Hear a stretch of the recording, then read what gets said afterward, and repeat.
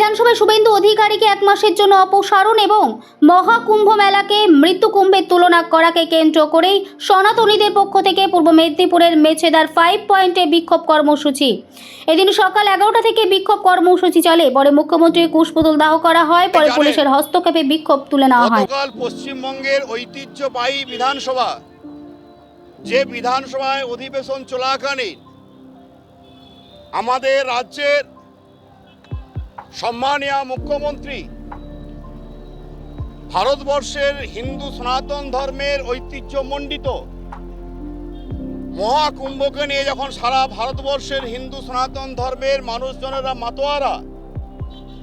গত 1 মাস ধরে যখন মহাকুম্ভে প্রায় 50 কোটিরও বেশি মানুষজন গিয়ে পুণ্য স্নান করেছেন, সেখানে গঙ্গাসাগরের মতো পবিত্র স্থানে তার অব্যবস্থাকে তিনি ঢাকবার লক্ষ্যে যেভাবে বিধানসভার মতো একটি গুরুত্বপূর্ণ করিডোরে দাঁড়িয়ে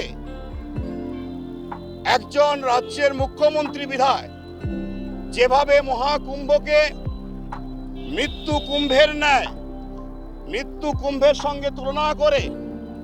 যেভাবে সমগ্র ভারতবর্ষে হিন্দু সমাজের ভাবাবেগকে আঘাত করেছেন এবং একই সাথে হিন্দুদের পক্ষে কথা বলবার জন্য, হিন্দুদের স্বার্থকে সুরক্ষিত করবার জন্য যখন বিধানসভায় দাঁড়িয়ে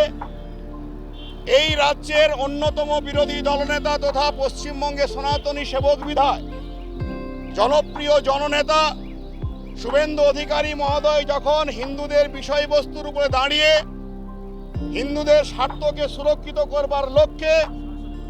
সরস্বতী পূজাকে যখন পশ্চিমবঙ্গ সরকার তাদের মদতপুষ্ট একটি বিশেষ সম্প্রদায়ের মানুষ যখন সরস্বতী পুজোর বিরুদ্ধে,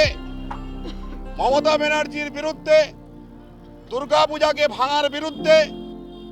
কালী পুজোকে, কালী ঠাকুরের মণ্ডপে গিয়ে কালী ঠাকুরের মণ্ডপকে ভেঙে দেওয়ার বিরুদ্ধে যখন সম্মানীয় শুভেন্দু অধিকারী মহোদয় বিধানসভায় দাঁড়িয়ে এই সকল ধর্মীয় বিষয়ের বস্তুর উপরে দাঁড়িয়ে যখন বিতর্ক সভায় অংশগ্রহণ করছেন, তখন সেই সনাতনী সেবক শুভেন্দু অধিকারীকে যেভাবে বিধানসভায় 1 মাসের জন্য সাসপেন্ড করেছেন এবং তার চিন্তাভাবনাকে বাস্তবায়িত করা যাতে সম্ভব না হয়, সেভাবে বিধানসভায় দাঁড়িয়ে একজন রাজ্যের মুখ্যমন্ত্রী যেভাবে একটি বিশেষ সম্প্রদায়কে লেলিয়ে দিয়ে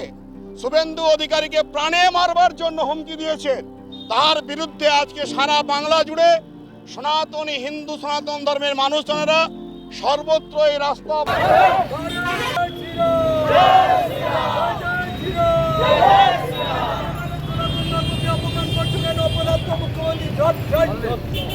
মুখ্যমন্ত্রী